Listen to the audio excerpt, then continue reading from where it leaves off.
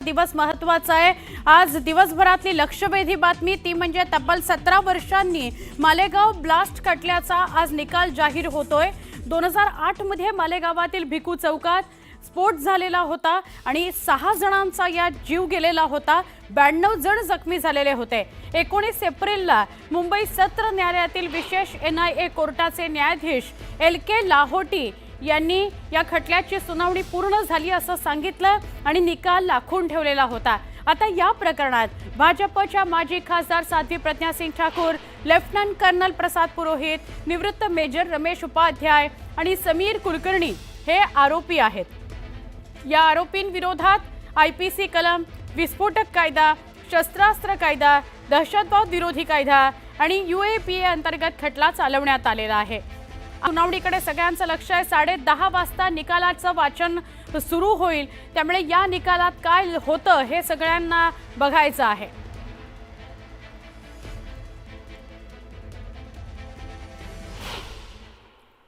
जो हम लोग का 3 बार नार्को टेस्ट हुआ मेरा साथी का पुरोहित का, तो उसमें हम लोग निर्दोष साबित हुए। वो नार्को टेस्ट की रिपोर्ट प्रोसिक्यूशन ने कोर्ट में जमा नहीं की, हमने RTI में निकाली और कोर्ट में जमा कर दी। पहले दिन से कोर्ट को पता है कि हम निर्दोष हैं। 2006 के मालेगांव ब्लास्ट के अभियुक्त 9 मुस्लिम अभियुक्त छूटे थे नार्को टेस्ट के बनिस्बत।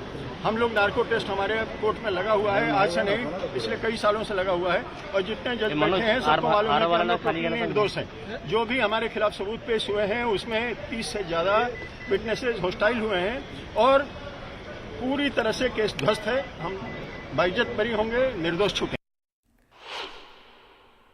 10:30 वाजता निकालाचं वाचन होईल। आता आपण जी प्रतिक्रिया पाहिली ती प्रतिक्रिया या तिघांपैकीच एकाची होती, कर्नल पुरोहित, आणि या तिघांनी असं म्हटलं की आमची जी नार्को टेस्ट केली ती नार्को टेस्ट ATS ने कोर्टात सादरच केलेली नव्हती, ती आम्ही RTI मधनं बाहेर काढली आणि कोर्टामध्ये सादर केली। आज आम्हा सगळ्यांना अपेक्षा आहे की कोर्ट काय निकाल देईल आणि तो आमच्या बाजूने असेल। आमचे प्रतिनिधी अजित मांढरे आणि नाशिकहून बब्बू शेख या दोघांशीही आपण बोलणार आहोत। आधी जाऊया अजित मांढरे यांच्याकडे। अजित, आज महत्त्वाचा दिवस आहे, 17 वर्ष झालेली आहेत। आज निकालाचं वाचन होणार आहे मालेगाव ब्लास्ट प्रकरणात, काय अधिक सांगाल अजित?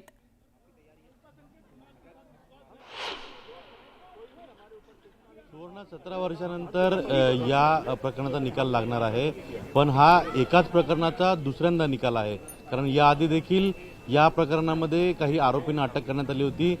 त्या सर्व आरोपींना, जवळपास 17 आरोपी होते, 17 आरोपींना निर्दोष सोडण्यात आलं होतं आणि त्यानंतर पुन्हा केस जी आहे ती रिओपन करून यामध्ये आणखीन आरोपींना अटक केलं होतं। यामध्ये आता 7 असे आरोपी आहेत ज्या आरोपींना आज त्यांच्यावरचा निकाल जो आहे तो दिला जाईल आणि यापैकीच एक आरोपी मेजर रमेश उपाध्याय आपल्यासोबत आहेत। रमेशजी, 17 वर्षानंतर ज्या निकालाची आपण प्रतीक्षा केली होती तो निकाल आज लागतोय, काय अपेक्षा आहे? पहली बात तो यह है कि आपने भूमिका में कुछ गड़बड़ की है।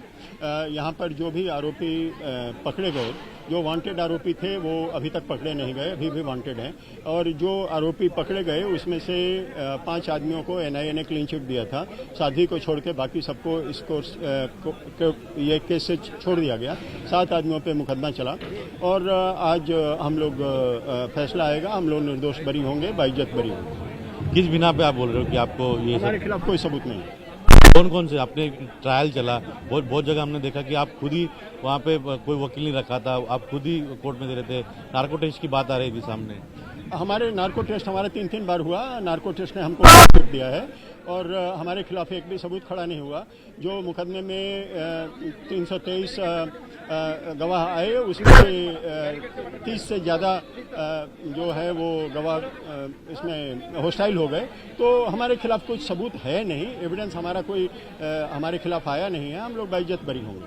लेकिन जो बाईक बोलली जा रही आहे ती बाईक जी आहे तेच या सगळ्या प्रकरणातलं मुख्य धागादोरा आहे आणि त्याच गाडीवरून साध्वी प्रज्ञा सिंग आणि मग पुढे भोपाळच्या मीटिंग या सगळ्या गोष्टी ज्या आहेत या पुढे घडल्या असं सांगितलं जातंय की त्यांना कोर्टातून कोणाला कोर्टाच्या सोना ते बोलतायत। कारण का या प्रकरणी आता एकूण 7 असे आरोपी आहेत की ज्यांच्यावरती आज निकाल दिला जाईल. त्यांनी सांगितल्याप्रमाणे 5 जणांना एनआयएने क्लीन चिट दिलेली आहे. साध्वी प्रज्ञा सिंगला देखील याच्यामध्ये आरोपी करण्यात आलेले त्या खासदार आहेत. थोड्याच वेळात त्या इथे येतील आणि या सगळ्या याच्यामध्ये नेमकं मुख्य धागा जो होतो तिथून ही सगळी घटना सुरू झाली. ती जी बाईक होती, जी गाडी होती, त्या गाडीवरून सगळे प्रकरण सुरू झालं. आधी देखील या प्रकरणामध्ये आरोपी पकडले होते, त्यांना निर्दोष सोडलं. मग पुन्हा रिओपन केलं गेलं. अभी तक ये साबित नहीं हुआ कि वो इसमें किसकी थी. चेसी नंबर नहीं है कागज, उसमें चेसी नंबर, इंजन नंबर किस और कुछ नहीं था. आरटीओ ने क्या कहा क्या नहीं किया वो यहाँ पर साबित नहीं हुआ. फैसला आएगा तो आपको पता चल जाएगा कि में कोई दम नहीं. राजकीय पूर्ण षडयंत्र होतं का हे? राजकारणात अडकवलं गेलं तुम्हाला आणि एक बदनाम करण्याचं काही कट करायचं होतं. ये एक थ्योरी है कि भगवा आतंकवाद कह के हम लोगों को फंसाया गया. हम नहीं जानते हैं. हम सिर्फ ये जानते हैं कि हमारा इस केस से कुछ लेना देना नहीं. जो शब्द तुम्ही आता म्हटलात भगवा आतंकवाद, हा या घटनेनंतरच समोर आला होता. 2011 में ये या 2009 में सुशील कुमार शिंदे ने जयपुर के कांग्रेस अध्यक्ष ने कहा था. तो हम ये मान के चल सकते हैं कि ये राजकीय षड्यंत्र है. किस किस पे आपका आरोप है कि जानबूझ के इसको तूल दिया गया? हम किसी पर आरोप नहीं लगा सकते. वो न्यायालय का काम है, वो तय करेगा. हम सिर्फ इतना पहले दिन से ये साबित कर रहे हैं कि हमारा इस केस से कुछ लेना देना नहीं है. हमारा ब्लास्ट से कुछ लेना देना नहीं है. हमने कोई षड्यंत्र नहीं किया है और हम पूर्णतः निर्दोष हैं. ये पहले दिन से हम कह रहे हैं और हर फोरम पे कह रहे हैं और आज भी वही कह रहे हैं.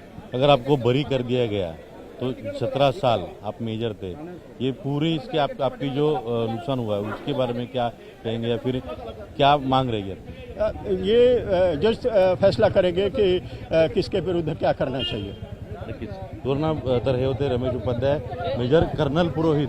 याच्यामध्ये साध्वी प्रज्ञा सिंग आणि कर्नल पुरोहित हे दोघं जे आहेत हे प्रमुख याच्यामध्ये होते. त्यानंतर मग या सगळ्यांना आरोपी करण्यात आलं होतं.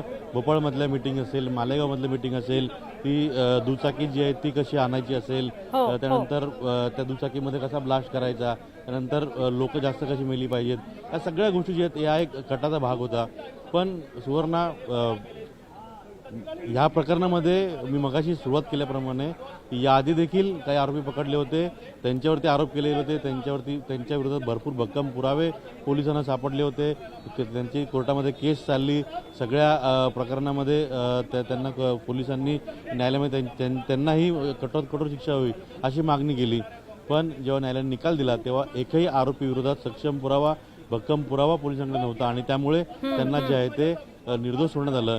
या प्रकरणी आता ज्या पद्धतीने हे सगळे आरोपी जे आहेत, म्हणजे आता यांच्यावरती आरोप ठेवण्यात आले, आरोप निश्चित केले गेलेले आहेत, त्यामुळे यांना आरोपी म्हणू शकतो. हे सगळे आरोपी आहेत, हे तर सुरुवातीपासून सांगतायत की आमच्या विरोधात कोणताच पुरावा नाही. मग जर याही लोकांना निर्दोष सोडलं तर मग तो ब्लास्ट जो आहे तो कोणी केला, ती बाईक कोणी ठेवली, यामुळे कोणाचं कट करायचं होतं, त्या लोकांना त्यामध्ये जीव गेला, त्यांना जबाबदार कोण आहेत, हे अनेक प्रश्न जे आहेत या निकालानंतर पुन्हा उपस्थित होतील. नक्की.